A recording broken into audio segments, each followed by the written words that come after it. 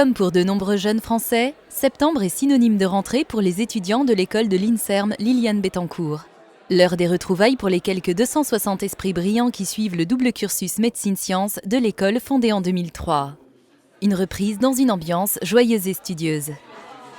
Ça fait maintenant 8 ans que je vis en journée de septembre, donc c'est un peu comme rentrer à la maison. Bon, plus sérieusement, je pense que c'est important pour les échanges scientifiques entre étudiants. On vient voir les différents projets de recherche, les différentes thématiques, pouvoir discuter avec des gens qui font d'autres choses. C'est toujours une vraie chance et un vrai plaisir de garder un contact comme ça et d'avoir la possibilité d'accéder au panorama de tout ce qui se fait en recherche. Ça permet aussi d'échanger avec les plus jeunes, de leur faire part de nos expériences, que ce soit professionnelles ou personnelles. Quand ils ont des doutes, leur apporter aussi notre expérience pour les motiver. Cette ouverture d'esprit, cette opportunité de croiser les parcours et les disciplines propres à l'école, on la doit en partie à la direction générale de l'INSERM qui a initié sa création, avec une préoccupation grandissante pour l'avenir. En motivant très tôt des étudiants de médecine et de pharmacie pour l'activité de recherche, on prépare les progrès futurs dans le domaine des sciences de la vie et de la santé. Le constat était, c'était pas uniquement en France, mais général, d'une décroissance du nombre de médecins qui s'orientaient vers la recherche. Et ça, c'est absolument essentiel. Une des caractéristiques de l'INSERM, c'est d'avoir ce très haut niveau de recherche fondamentale sur la connaissance des processus biologiques, mais aussi ce lien avec la clinique. Et il faut pour ça des personnes qui aient la double culture. Donc voilà pourquoi c'est absolument stratégique pour l'INSERM. Première école en France à proposer un double cursus médecine-pharmacie-sciences aux étudiants en deuxième année de médecine et de pharmacie, sur le modèle américain des MD-PhD, l'école entre dans une nouvelle ère en 2007 avec le soutien de la Fondation Bettencourt-Schuller. Une fondation reconnue d'utilité publique créée 20 ans plus tôt par Liliane et André Bettencourt et leur fille Françoise Bettencourt-Meyers qui décerne des prix et soutient des projets par des dons dans 3 principaux domaines. Les sciences de la vie, en apportant son aide à de nombreux chercheurs et instituts, la culture et la solidarité. Il est évident que cette affaire ne tourne que parce que nous avons un soutien absolument sûr sur lequel nous pouvons compter de la Fondation Bettencourt-Schuller. La Fondation et l'INSERM sont amis depuis très longtemps parce qu'il y a beaucoup des grands efforts ou des grands projets de l'INSERM que la Fondation accompagne. Mais au début des années 2000, s'est posée la question de la remédicalisation des chercheurs de l'INSERM. Nous nous sommes rendus compte qu'il y avait un chaînon manquant en France dans l'innovation qui était d'une part des médecins qui faisaient bien leur travail dans l'hôpital et des chercheurs fondamentaux, mais quelque part, il manquait un embrayage entre le moteur et les roues. Et c'est dans ce cadre-là que nous avons fait le pari d'investir de 2006 à 2034 près de 30 millions d'euros à ce projet. Des financements qui se sont mis progressivement en place, destinés notamment aux gratifications de stage, aux activités de formation scientifique et de recherche, aux contrats de travail postdoctoraux. Cette allocation par la Fondation Bettencourt-Schuller, ça permet de choisir les labos avec une grande liberté. En tout cas, on n'a pas cette contrainte financière. Ce qui est vraiment important, parce que quand on s'arrête 3 ans ou 4 ans pour aller faire de la recherche, pour revenir à l'externat, il y a des questions très pragmatiques d'être autonome à ces âges-là.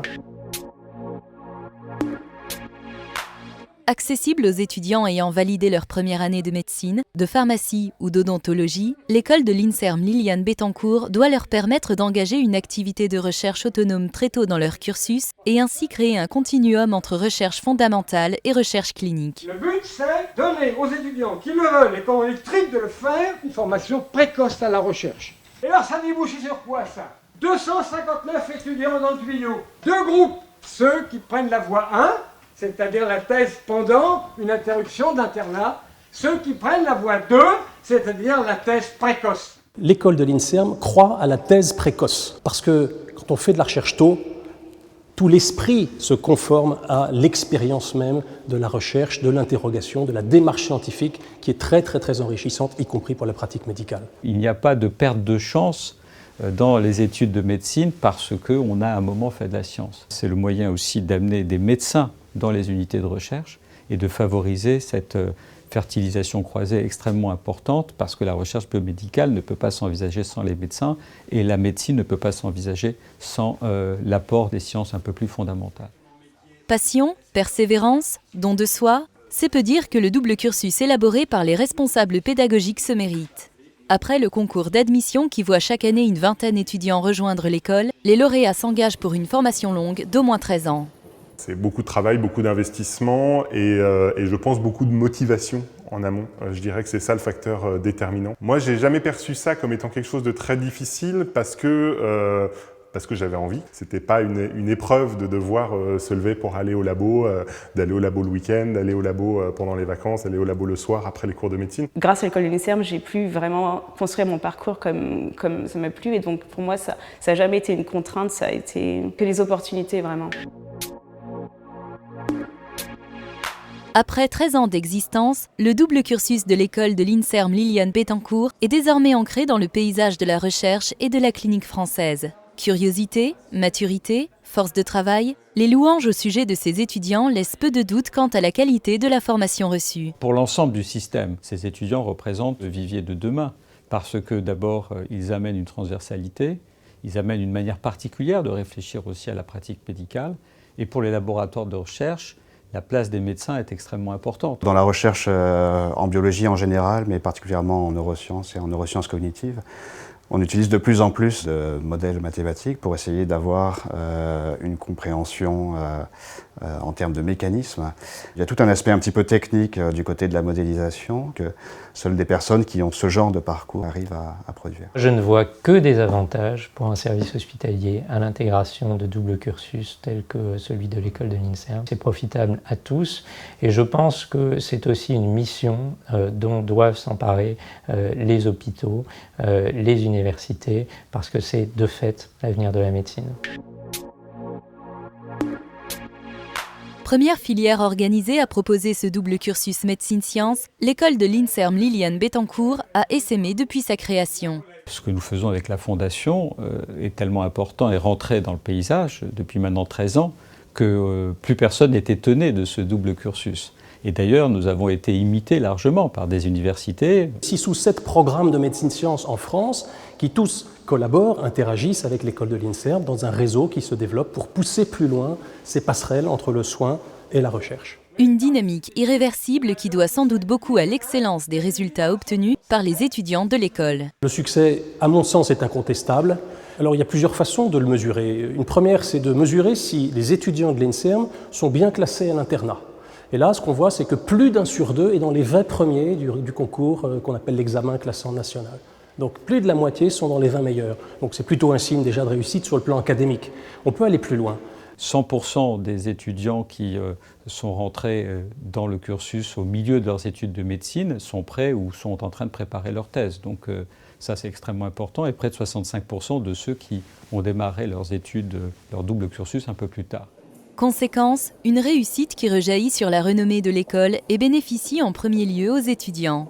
Cette étiquette école de l'INSERM nous permet très jeunes d'accéder à des laboratoires prestigieux et de qualité. De plus en plus, aussi bien en France, des PUPH connaissent l'école de l'INSERM, mais même à l'étranger. Dans les nouvelles promotions, il y a des gens qui vont à Harvard, qui vont au Rockefeller à New York, enfin des grosses universités. Les journées scientifiques de septembre 2016 sont l'occasion d'annoncer le renouvellement de la convention de financement de l'école liant la Fondation Bettencourt-Schuller et l'INSERM portant sur 10 promotions supplémentaires. Ce qui, compte tenu de la longueur du cursus, implique un financement des étudiants jusqu'en 2034. Nous avons mis en place un comité d'évaluation indépendant de l'INSERM, indépendant de notre fondation, pour porter un jugement très positif sur le bilan d'une dizaine d'années. Et comme toujours, quand quelque chose est bien, on se dit pourquoi ne pas en faire plus. C'est très rare, un engagement sur le long terme. Et je pense qu'ils vont participer à façonner totalement des générations de médecins-chercheurs. Galvanisés par cette perspective, les responsables de l'école s'attachent désormais à accélérer l'essor du réseau médecine-sciences en attirant de nouvelles universités françaises et à institutionnaliser le temps protégé de recherche pour les chefs de clinique qui ne peut aujourd'hui être garanti pendant le clinica. Les étudiants maintenant qui arrivent en fin de cursus se retrouvent au niveau hospitalo-universitaire sans véritablement d'aide pour développer un projet de recherche à l'intérieur de l'hôpital. Donc il faut qu'on développe là un complément qui serait ces fameux postes de chef de clinique assistant recherche. Il y a différentes configurations possibles. Celle qu'on connaît maintenant avec Fabien, c'est un partage par semestre en fait. Donc Fabien fait un semestre à dominante clinique où il n'aura qu'une journée pour venir au laboratoire par semaine, et un semestre à dominante recherche où il va faire l'inverse. Donc il va garder des consultations, mais il n'aura pas la responsabilité de la salle et il passera la majorité de son temps dans le laboratoire. Cette organisation, elle est possible parce que le pôle que je dirige a une superficie suffisante pour qu'on puisse dégager un réel temps recherche. L'autre point qui pourrait faciliter ce type d'organisation, c'est la création de postes de chefs de clinique dédiés à l'échelle nationale. C'est l'ensemble du processus, INSERM Bettencourt, avec des candidats qui seront sélectionnés par leur excellence et évidemment avec un accord global de l'université et du service hospitalier. Ensemble, nous devons favoriser au mieux que les meilleurs de ceux qui ont été formés puissent continuer à s'épanouir. Et donc, dès 2017, il y aura 4 propositions pour des postes de chef de clinique avec un temps protégé de recherche.